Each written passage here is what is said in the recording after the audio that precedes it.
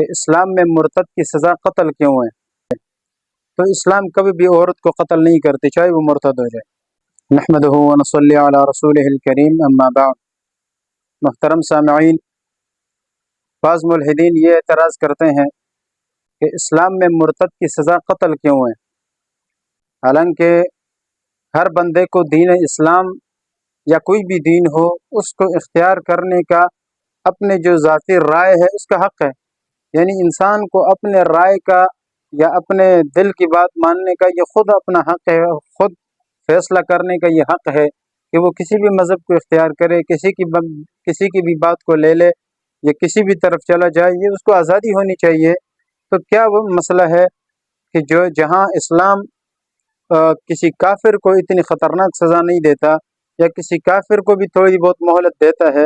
لیکن ایک مرتد کو اتنی خطرناک سزا کیوں دیتا ہے کہ سیدھا سیدھا اس کی اور سزا ہے ہی نہیں، ڈائریکٹ قتل ہے؟ تو ایسی سزا اسلام کے اندر کیوں ہے؟ کیا یہ ظلم نہیں ہے؟ نعوذ باللہ من ذالک۔ اس کا جواب سمجھنے کے لیے میں چند باتیں آپ کے سامنے ذکر کروں گا۔ سب سے پہلی بات تو یہ ہے کہ اسلام میں مرتد کی جو سزا ہے وہ کس طریقے سے ہے۔ دیکھو، اگر کوئی شخص مرتد ہو جائے تو سب سے پہلے دیکھا جائے گا اگر وہ عورت ہے تو اسلام کبھی بھی عورت کو قتل نہیں کرتی چاہے وہ مرتد ہو جائے۔ ہاں، یعنی جو عورت مرتد ہو جائے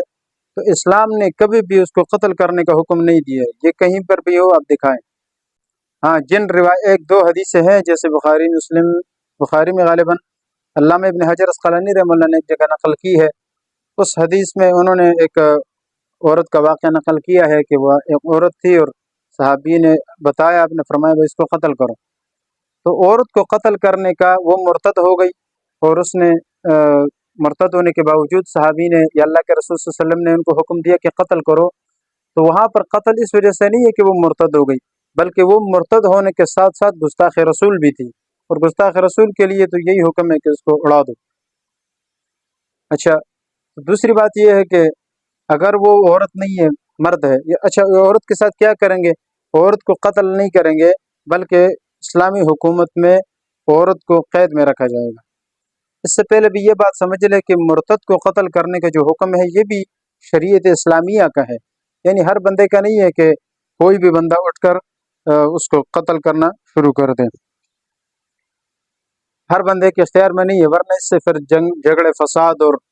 مذہب کے نام پر یا ارتداد کے نام پر اس طرح بہت سارے فساد شروع ہو جائیں گے۔ تو ویسا نہیں، بلکہ شواہد کے ساتھ ساری چیزیں سمجھ آئے، اور پھر حکومت وقت کی ذمہ داری ہوتی ہے کہ وہ ایسے بندے کو قتل کرے، ہر بندے کے نہیں۔ اس لیے یہ اسلام میں کہاں ظلم ہوا، دیکھو کتنا احتیاط ہے۔ اچھا، اسلام جب یعنی جو حکمران ہے وہ جب کسی مرتد کو پکڑے گا، اگر وہ عورت ہے تو اس کو قتل بھی نہیں کرے گا، بلکہ اس کو قید میں رکھے گا، اور جب تک کہ وہ توبہ نہیں کرتی ہے، یعنی اس کے سامنے اسلام کو پیش کیا جائے گا۔ علماء جو جید علماء ہے وقت کے، وہ اس عورت کے اعتراضات کو دور کریں گے۔ اگر اس کے ذہن میں اسلام کے متعلق کوئی بات ہے تو اس کو دور کریں گے۔ دور کرنے کے بعد اگر وہ مسلمان ہو جاتی ہے تو ٹھیک ہے، اچھی بات ہے، اور اگر مسلمان نہیں بھی ہوتی ہے تو بس قید میں پڑی رہے، قتل نہیں کرنا اس کو، تو جب تک مسلمان نہیں ہوتی ہے بس قید میں ہی ہے۔ دوسری طرف اب معاملہ آتا ہے مرد کا۔ مرد کا جو مسئلہ ہے وہ ذرا مختلف ہے، وہ یہ ہے کہ اس کو بھی فوراً قتل نہیں کرنا ہے۔ ایک تو یہ کہ عام بندے نے تو بالکل قتل نہیں کرنا ہے، حکومت نے بھی اگر اس کو پکڑ لیا، حراست میں لے لیا، تو حکومت وقت کی بھی ذمہ داری ہے کہ بھئی شریعت آپ کو پابند کرتی ہے کہ بھئی آپ کیا کریں، سب سے پہلے اس کو قید میں رکھے، اور قید میں رکھنے کے 3 دن تک اس کو مہلت دے۔ 3 دن مہلت دے کر اس کو علماء کے سامنے بٹھائیں، اور علماء اس کے سوالات کے جوابات دے، اس کے خدشات کو دور کرے، اس سے پوچھے بھئی آپ نے اسلام کو کس بنیاد پہ چھوڑا ہے، کون سا اعتراض ہے جس کی وجہ سے آپ نے چھوڑا ہے، آپ کو تسلی بخش جواب ملے گا۔ تو علماء ان کو تسلی بخش جوابات بھی دے۔ 3 دن تسلی بخش جوابات دینے کے بعد اگر وہ پھر بھی نہیں مانتا ہے، مسلمان ہو جائے تو اچھی بات ہے، پھر بھی نہیں مانتا ہے تو پھر اسلام کہتا ہے کہ بھئی اس کو قتل کرو۔ تو دیکھو کتنی ساری پابندیوں کے بعد قتل کا حکم ہے،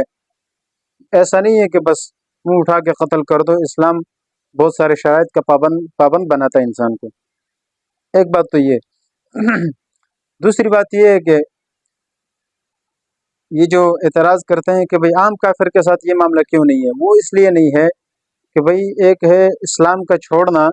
وہ دو طرح سے ہے، اسلام کو چھوڑنا یہ دو طرح سے ہے۔ ایک تو یہ ہے کہ آدمی اسلام کو بالکل قبول ہی نہ کرے، تو ٹھیک ہے، وہ اس کی اپنی مرضی ہے، لا اکراہ فی الدین، اسلام کے اندر لانے میں کسی بندے پر کوئی پابندی نہیں ہے، زبردستی نہیں ہے، مجبوری نہیں ہے، کرتا ہے تو اچھی بات ہے، اپنی خوشی سے کرے، نہیں کرتا ہے تو تب بھی اس کی مرضی ہے۔ بھئی اتنے دنیا میں کافر گھوم رہے، ان کو کسی نے کیا کہا؟ آج تو کچھ بھی نہیں کہا، ٹھیک ہے نا؟ تو اس لیے ایک ہے اسلام کو قبول نہ کرنا، اور وہ اسی طرح کفر کی حالت میں رہے، اس سے کوئی مسئلہ نہیں ہے۔ دوسرا یہ ہے کہ اسلام میں داخل ہو جائے اور داخل ہونے کے بعد جا کے مرتد ہو جائے، اس کا معاملہ ذرا دوسرے صورت میں الگ ہے۔ اس لیے بھی حدیث میں آتا ہے من بدل دینا فاقتلوہ، جو دین کو بدل دے اس کو قتل کر دو، یعنی جو مسلمان ہونے کے بعد مرتد ہو جائے اس کو قتل کرنا ہے۔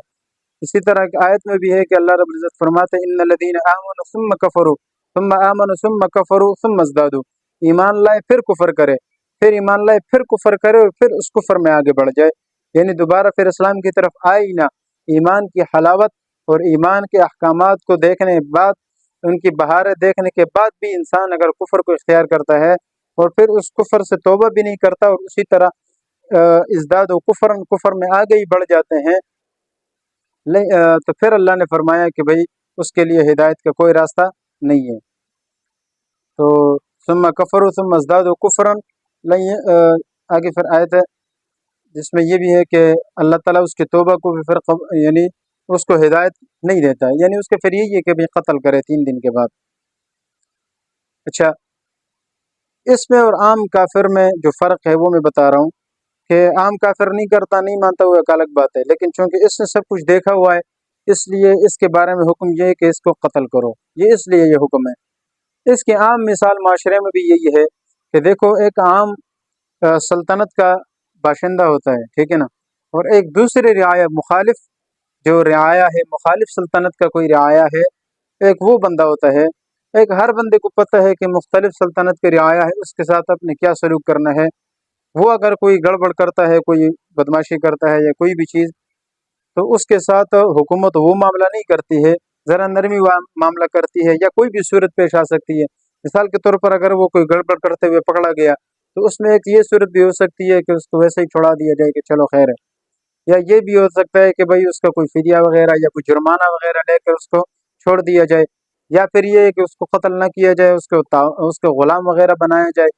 یا اس کے علاوہ اس کے بدلے میں کسی اور قیدی کو لے لیا جائے، ٹھیک ہے، تو یا پھر بہت ہی بڑا مجرم ہے تو پھر اس کو سخت سے سخت سزا دی جائے، یا پھر انتہائی درجے کا اور بڑا مجرم ہے تو پھر جا کے اس کو قتل کر دیا جائے، یہ ایک صورت ہے۔ یہ تو مطلب اگر مخالف رعایا میں سے جو سب کو پتہ ہے۔ ایک بندہ وہ ہے کہ جو اپنے ہی رعایا کا ہے لیکن غدار نکلا، اپنے ہی رعایا کا بندہ ہے اور غدار نکلا، تو اس کے بارے میں ہر ملک کا قانون وہ اتنا سخت ہوتا ہے کہ اس کو سوائے قتل کے اور کوئی حکم نہیں دیتا۔ دیکھو اگر آپ انسانی ذہنیت کا بھی اس کا موازنہ کریں اسلام کے ساتھ تو آپ کو پھر بھی پتہ چلے گا کہ انسانی ذہنیت اسلام سے بھی ذرا سخت قسم کی ہے۔ وہ اس طرح سے دیکھو کہ حکومت میں جب ایسا بندہ پکڑا جائے نا، اس کو ذرہ یعنی 1 دن کی بھی مہلت تقریباً نہیں ملتی ہے، اور بغیر مہلت کے اس کو قتل کر دیا جاتا ہے۔ جب پتہ چل جائے کہ یہ غدار ہے تو فوراً اس کو قتل کر دیا جاتا ہے، جبکہ ایک بندہ صراحتاً مرتد ہو جائے اسلام پھر بھی اس کو 3 دن کی مہلت دیتی ہے کہ بھائی ٹھیک ہو جا، نہیں ہوتا ہے تو پھر اس کے بعد اس پر قتل کا حکم لگتا ہے۔ تو اس لیے بھی یہ عقل کے بھی خلاف نہیں ہے، عقل کے تقاضے کے بھی بالکل موافق ہے۔ دوسری خرابی ارتداد کی وجہ سے یہ آتی ہے کہ ارتداد جب بندہ مرتد ہو جاتا ہے تو اس سے اسلام کی بڑی سخت قسم کی توہین ہوتی ہے۔ توہین اس طرح سے ہوتی ہے کہ اسلام کے جو تعلیمات ہے، اسلام کی جتنے بھی تعلیم ہے، وہ لوگوں کے نظر میں حقیر ہو جاتی ہے، اور یہ بندہ پھر لوگوں کے نظروں میں اسلام کی ایسی توہین کرتا ہے، ان کی تعلیمات کو ایسا حقیر دکھاتا ہے کہ وہ جو اصل نقشہ اسلام کا ہے وہ بہت غلط سلط کر کے دکھاتا ہے، یہ بھی اسلام کا ایک بہت بڑا نقصان کرنے والا ہوتا ہے۔ اس لیے یہ ایک ناصور ہوتا ہے اور اس کو قتل کرنا اس لیے بھی ضروری ہوتا ہے۔ اس کی مثال بھی یہ سمجھے کہ جیسے ایک آپ کا دشمن ہے، وہ دشمن ایسا ہے کہ جو کبھی آپ کا دوست بنا ہی نہیں ہے، اور وہ دشمن جو کبھی آپ کا دوست نہیں بنا ہے وہ آپ کی برائیاں لوگوں کے سامنے کرتا ہے، مذمت بیان کرتا ہے، سب کچھ کرتا ہے، باتیں کرتا ہے۔ اس سے آپ کو وہ نقصان نہیں ہوتا ہے، اس لیے نہیں، زیادہ تر نقصان اس لیے نہیں ہو سکتا، اس لیے کہ لوگوں کو پتہ ہے کہ بھئی یہ بندہ ویسا ہی اس کا دشمن ہے، اور اس میں ضد میں اور دشمنی میں اس نے یہ باتیں کرنی ہیں، تو چلو ایک دو بندے اگر مانیں گے تو اتنا زیادہ نقصان تو نہیں ہوگا نا، کیونکہ بہت سارے لوگ تو کم از کم اس چیز کو سمجھتے ہیں کہ یہ ضد اور عناد کی وجہ سے ایسی باتیں کر رہا ہے، اس لیے وہ نقصان نہیں ہوگا۔ لیکن دوسری طرف دیکھیں، وہ بندہ جو کافی عرصے تک آپ کا دوست رہا ہے، آپ کا قریبی رہا ہے، اور آپ کے بارے میں کافی معلومات رکھتا ہے، کافی جانچ پڑتال رکھتا ہے، وہ آپ کا دوست ہے، اور یہ نہیں ہے مثلا 5-10 سال تک آپ کا ساتھی رہا ہے، پھر اچانک آپ کی دشمنی میں اتر آتا ہے، اور پھر لوگوں کے سامنے آپ کی مذمتیں بیان کرتا ہے، آپ کا ایک غلط چہرہ لوگوں کے سامنے دکھاتا ہے۔ اس سے جو نقصان ہوگا نا وہ پہلے بندے سے بہت زیادہ بڑھ کر ہے، اور وہ اس لیے بڑھ کر ہے کیونکہ لوگ اس پر جو اعتماد کرتے ہیں وہ پہلے والے سے زیادہ ہے، اس لیے کہ ہر بندہ یہ سمجھے گا کہ بھئی یہ بندہ جو اتنا اس کا قریبی رہا ہے، اتنا اس کا ساتھی رہا ہے، اور اس کے بارے میں ہم سے زیادہ جانتا ہے، تو جب یہ بندہ اس کے بارے میں ایسی باتیں کر رہا ہے تو واقعتاً اس کے اندر کوئی مسئلہ تو ہے، اس لیے تو یہ ایسی باتیں کر رہے ہیں۔ اس لیے یہ ایک خطرناک دشمن کون بنتا ہے؟ یہ والا بنتا ہے، دوسرا، سمجھ آ گیا؟ اس لیے اچھا، جب یہ خطرہ ہوتا ہے پھر لوگ یہ بھی نہیں دیکھتے ہیں کہ یار ہو سکتا ہے کہ اس بندے نے اس کے ساتھ جو دشمنی کی ہے، اس سے پہلے جو دوستی ہوئی تھی وہ بھی شاید کسی مفاد کی بنیاد پر ہو، وہ بھی یعنی اس وجہ سے ہو کہ بھئی شاید اس نے کیا ہو، اسی لیے اس سے دوستی کی ہو کہ بھئی پہلے کوئی میری اس کے خلاف کوئی بات نہیں مانے گا، میں اس کے ساتھ ذرا تھوڑی بہت دوستی کر لوں گا، اور تھوڑی بہت دوستی کے بعد لوگ پھر میری بات کا باور کرنے لگیں گے اور کہیں گے کہ یار یہ تو اس کا ساتھی ہے، یعنی یہ سمجھے کہ یہ ساری ایک سازش کے تحت یہ کر رہا ہو۔ لوگ اس چیز کو نہیں دیکھیں گے، لوگ بس یہی سمجھیں گے کہ بھئی یہ تو اس کا چونکہ پرانا دوست ہے اور یہ اس کے بارے میں اچھی طریقے سے جانتا ہے، تو اس وجہ سے وہ باتیں کرے گا، تو جب وہ اس کے خلاف بولے گا تو لوگ جتنے زیادہ اس کی بات کو مانیں گے اور جتنے زیادہ اس کے خلاف ہوں گے، یہ اس کے لیے اس سے بڑا نقصان ہے بنسبت اس بندے کے جو پہلے والا ہے۔ تو یہی مثال اس مرتد کی ہے کہ مرتد جو ہوتا ہے یہ اسلام کا قریبی ساتھی رہا ہوتا ہے، اسلام کا ساتھی رہا ہوتا ہے، اسلام کے گن گاتا ہے، لیکن اچانک سے دشمنی پہ اتر آتا ہے، تو یہ جو اسلام کا نقصان کرتا ہے یہ اس کافر سے بڑھ کر ہے جو دوسرا کافر ہے نا، اس لیے اس کی وہ سزا نہیں ہے جو اس مرتد کی ہے، اس کو تھوڑی بہت معافی ہے لیکن اس کے لیے کوئی معافی نہیں ہے، اور یہ عام قانون، عام مشاہدے سے بھی یہ بات ثابت ہے۔ اس کی ایک مثال بھی ملتی ہے، یا مثال بعد میں دیں گے، سب سے پہلے تو یہ سمجھے کہ یعنی تیسری بات یہ سمجھے، یہ جو مرتد کا حکم نازل کیوں ہوا؟ وہ اس لیے نازل ہوا کہ جب نیا اسلام مدینے میں آیا تو اس وقت چونکہ نئی ریاست بنی، اور اس زمانے میں تو آج کل کی طرح ایسا نہیں تھا، کوئی خاص دینی یا کوئی قومی ملی کسی بھی طریقے سے کوئی شناخت نہیں تھی انسان کے پاس، مثال کے طور پر نہ کوئی شناختی کارڈ تھا، یا کسی ملک میں داخل ہونے کے لیے آپ اسی ملک کے باشندے ہیں یہ پتہ چلنے کے لیے وہاں کا کوئی سسٹم یا کوئی ویزا، کوئی پاسپورٹ، آپ دوسرے ملک سے آئے ہیں، کہاں سے آئے ہیں، اس طرح کا کوئی ویزا، کوئی شناختی کارڈ یا کوئی پاسپورٹ یا کوئی ایسی چیز وہاں اس زمانے میں تو نہیں تھی، تو جب وہ چیزیں نہیں تھی تو شناخت کرنا بھی ذرا مشکل تھا، تو اس لیے مدینے میں بھی جو ریاست قائم ہوئی تھی اس وقت مسلمان وہاں رہتے تھے، تو یہ نظام وہاں پر بھی چونکہ اس طرح سے مستحکم اور منظم اور منضبط نہیں تھا کہ بھئی کس کی پہچان کس طریقے سے کر سکے، لیکن جو تھوڑی بہت پہچان تھی وہ معمولی سی، وہ کیا تھی؟ وہ یہ تھی کہ بھئی اسلام اور کفر کی بنیاد پر، یعنی ایک بندہ دوسری طرف اگر مسلمان ہے تو وہ الگ سے نظر آتا تھا کہ یہ مسلمان ہے، اگر دوسری طرف دیکھتے تو وہ پتہ چل جاتا تھا بھئی یہ بندہ کافر ہے، یہ مسلمان نہیں ہے، تو یہ جو تھوڑا بہت فرق تھا۔ لیکن بعض لوگ کیا کرتے تھے کہ کافر ہونے کے باوجود وہ اسلام کے لبادہ اوڑھ کر، اسلام کا بھیس بدل کر وہ مسلمانوں میں آتے اور وہ خرابیاں اور وہ نقصانات کرتے جن کا تصور بھی نہیں ہو سکتا تھا، اور خرابیاں پیدا کر کے لوگوں کے ایمان کو متزلزل کر کے ظاہراً مسلمان بنے ہوئے ہیں اور اسلام کے خیرخواہ بنے ہوئے ہیں، تو اب دیکھنے والا تو یہی سمجھتا تھا کہ بھئی یہ تو اچھے خاصے مسلمان ہیں، پھر ان کی بات جو ہوگی وہ تو اسلام کے زیادہ مطابق ہوگی، تو وہاں جب دوسری طرف یہ لوگ جاتے اور وہاں پر اسلام کا غلط سلط چہرہ لوگوں کے سامنے دکھاتے تو اسلام سے ظاہر ان سے اسلام کو بڑا نقصان ہوتا تھا۔ تو اس لیے پھر شریعت اسلامیہ نے کچھ احکامات نازل کیے مرتد کے، تاکہ اس فتنے کا ہی سد باب ہو جائے۔ اور اس کی مثال کیا ہے؟ مثال اس کی یہی ہے کہ جیسے قرآن میں یہ جو سورہ آل عمران ہے، اس میں 72 نمبر آیت میں اللہ رب العزت نے یہود کی ایک سازش کا ذکر کیا۔ اب سازش کیا ہے؟ سازش یہ ہے کہ یہ جو یہود تھے انہوں نے کہا تھا وقالت طائفۃ من اہل الکتاب، اس اہل کتاب کی ایک جماعت نے کیا کہا؟ آمنوا بالذی انزل علی الذین آمنوا، کہ اپنے یہودیوں سے کہا کہ تم لوگ بھی یعنی مومنوں پر جو کتاب نازل ہوئی ہے قرآن، اس پر ایمان لے آؤ۔ وکفروا آخرہ، یعنی دن کے ٹائم ایمان لاؤ اور رات کو پھر کافر بنو، دن کے ٹائم ایمان لایا کرو، رات کو کافر ہو جایا کرو۔ اس سے کیا ہوگا؟ لعلہم یرجعون، تاکہ جو مسلمان ہو چکے ہیں نا وہ آپ کو دیکھ دیکھ کر وہ بھی کیا ہو جائے بھائی، واپس اپنے اس کفر کی طرف لوٹ آئے اور اسلام کو چھوڑنے لگ جائے۔